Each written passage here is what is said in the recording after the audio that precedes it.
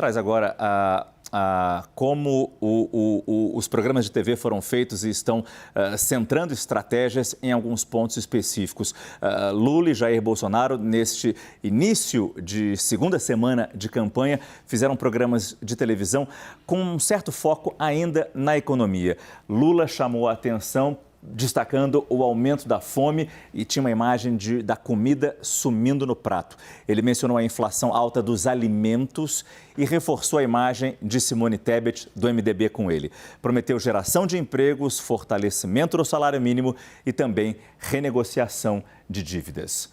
Já o presidente Jair Bolsonaro fez um programa dedicado aos nordestinos. Reforçou que na gestão dele foram criados o Auxílio Brasil e o Auxílio Gás e foi concluída a obra de transposição do Rio São Francisco. Prometeu energia limpa, novas moradias e a conclusão da ferrovia transnordestina. Eu começo jogando para você, Felipe, que você falou como Minas vai ser importante, mas hoje o programa foi centrado para Jair Bolsonaro ali no Nordeste, na região Nordeste, onde, claro, ele precisa tirar a enorme diferença que existe para Lula.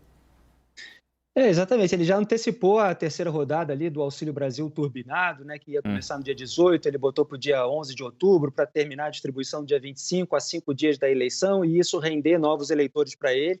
Ele conseguiu aumentar o seu eleitorado na região Nordeste. De 2018 para cá, foram mais de 1.320.000 votos a mais que Jair Bolsonaro teve.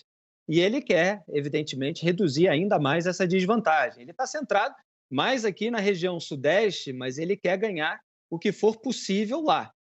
Ele também acenou aí com possibilidade de 13º, programas da Caixa, desconto para o eleitorado feminino. Então, ele vai usando a máquina pública da maneira que ele pode. E em relação ao Lula, a gente vê essas pautas genéricas, uma proposta ali do PDT do Ciro Gomes, que foi incorporada, de renegociação das dívidas, e essa volta da exploração da campanha da comida subindo no prato, que era uma das formas que o PT usou para atacar a Marina Silva, hoje aliada do Lula novamente, mas havia uma campanha muito agressiva por parte do PT, quando o marqueteiro era o João Santana, que nessa eleição foi marqueteiro do Ciro Gomes, de não haver mais comida no prato em caso de vitória da então adversária, né? E eles retomam isso agora. É bom lembrar, claro, com todas as críticas que a gente faz e que são merecidas, a gestão do Paulo Guedes, do Jair Bolsonaro, e você tem, sim, não dá para relevar um cenário de guerra do Putin na Ucrânia, você teve a pandemia, e mesmo para 2023, você tem um cenário que é bem diferente daquele que o Lula pegou no primeiro mandato do governo dele. Eu digo isso porque ele faz esse comparativo de administrações, só que existe o cenário conjuntural, tanto do mundo quanto do brasileiro. Então, houve a debelação ali da hiperinflação com o Plano Real, houve o ciclo favorável das commodities, e ele, eventualmente governando, vai pegar uma situação bastante diferente. Ele deveria estar especificando, né? Para nós, evidentemente, que gostamos do debate público. Ele tem a estratégia eleitoral dele. Como que vai fazer para que não suma os alimentos, para que haja menos milhões de brasileiros com fome, de preferência nenhum, né? Mas ele não detalha muito isso. Ele vai na lembrança do mandato dele, em que houve um período de bonança, mas nem tudo daquela bonança era por causa de ações dele. Lula também colocou nesse programa a participação da Simone Tebet, o apoio que ele ganhou de Simone Tebet no governo dele.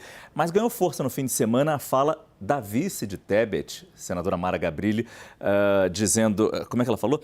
Lula dilacerou o Brasil. Para o eleitor, de alguma forma, abala esse apoio de Simone Tebet, essa fala da vice de Tebet? Abalar... Creio que não. Assim, a Mara ela tem uma história pessoal com o PT, né? Aqui na região metropolitana. O Yuri acho que conhece até mais do que eu essa história. Envolve família, mas é uma família, né, de empresários do setor de transporte que teve ali alguma questão com o Celso Daniel, salvo engano. Na época da Prefeitura de Santo André, de Celso Daniel, o pai da Mara Gabrilli era um empresário, fornecedor de serviço de transporte público e disse ter sido achacado por pessoas ali da gestão do PT, e a Mara Gabrilli já falou, há 20 anos ela conta essa história, né, desde 2002. Agora eu não sei se dá para dizer se abala, mas é um ponto ali, né, que o eleitor olha. Agora, a Simone, ela é muito mais conhecida que a Mara Gabrilli, né? A Simone foi a candidata, as pessoas votaram na Simone, claro, votaram na Simone e na Mara. mas a Simone tomou uma dimensão nessa campanha, saiu maior do que entrou nessa campanha, mais até do que a Mara, mas não deixa de ser uma questão a ser observada, né? Essa posição da Mara Gabrilli, ou seja, não é todo mundo dessa frente ampla que está com o Lula, mas a ampla maioria também, por outro lado, está. Tem muita gente mais desse centro, dessa centro-direita, dos tucanos históricos com o Lula do que na candidatura governista. A verdade é que a gente não sabe, assim, já é difícil medir isso em relação a qualquer político, essa capacidade de transferência de voto. No caso da Simone Tebet, mais difícil ainda, porque ela foi uma liderança que despontou agora, então não é um apego tão forte que o eleitorado tem e o eleitor da Simone Tebet, ele tanto pode ir para Lula quanto para Bolsonaro, porque ele era o típico eleitor nem, que estava votando por alta rejeição a ambos os projetos. Então, é muito difícil medir qual vai ser o poder de transferência de voto da Simone. Embora, sim, ela saiu da campanha muito maior, ela ganhou um carisma enorme, que acho que pode ter uma influência. Mas é complicado, porque é um eleitor que estava bastante resistente ali aos dois lados. Exato, é muito mais como o eleitor interpreta o papel que a Simone cumpriu nessa campanha e está cumprindo neste segundo turno, do que por ela em si, entre aspas. Claro que tudo isso é mérito dela, a liderança política dela, exato, a assertividade com que ela se posicionou nesse segundo turno. Acho que isso, desde o domingo do primeiro turno, ela já encaminhou esse direcionamento. Trazer programa de governo para a discussão dessa eleição. Exato, exato. Cumpriu esse papel no primeiro turno de cobrar projetos claros, propostas concretas. Falava isso abertamente nos debates. E cá para nós, do que a gente conhece de cobertura de partidos políticos, principalmente esses partidos que estavam com ela. Talvez se ela num domingo não falasse, olha, partidos, vocês têm 48 horas para tomar uma decisão, talvez a gente visse menos o MDB, mas principalmente PSDB e mesmo Podemos ficar ali, bom, e aí, o que a gente vai fazer? Fazer um pouco o que o prefeito de Belford Roxo fez, sabe? Conversar de manhã com uma campanha e à tarde conversar com outra. E a gente não viu isso acontecer da parte do MDB.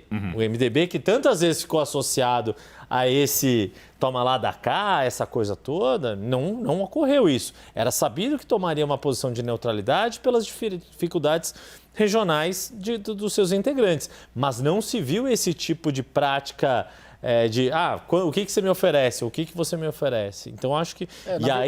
o eleitor da Simone Tebet é que vai interpretar o que isso significa. Na verdade, se a diferença tivesse sido muito grande e a eleição nesse segundo turno ela estivesse mais previsível, muito provavelmente esses partidos, MDB, PSD e até o PSDB, teriam tomado uma posição a favor de um ou de outro, muito provavelmente em relação ao Lula. Vamos dizer assim, você disse a diferença fosse maior. Sim, se fosse 10, 15 milhões de votos de diferença... Paulo. Basta ver em São Paulo. O que aconteceu aqui em São Paulo em relação a esses partidos? Todos estão com Tarcísio Gomes de Freitas, sem pestanejar. A imprevisibilidade da eleição nacional fez com que os partidos de centro preferissem aguardar para ver quem vai ganhar, para então aderir. Né? E o caso clássico disso é o PSD do Gilberto Kassab, porque o Kassab, numa entrevista ao Valor, há mais de um ano, previu ali, de certa maneira, uma derrota do Bolsonaro, disse que o Bolsonaro teria muitas dificuldades. Foi o primeiro desses caciques, dessas lideranças, a vaticinar isso, a profetizar. E, de certa maneira, a abertura da urna não mostrou isso, mostrou um vigor dessa candidatura.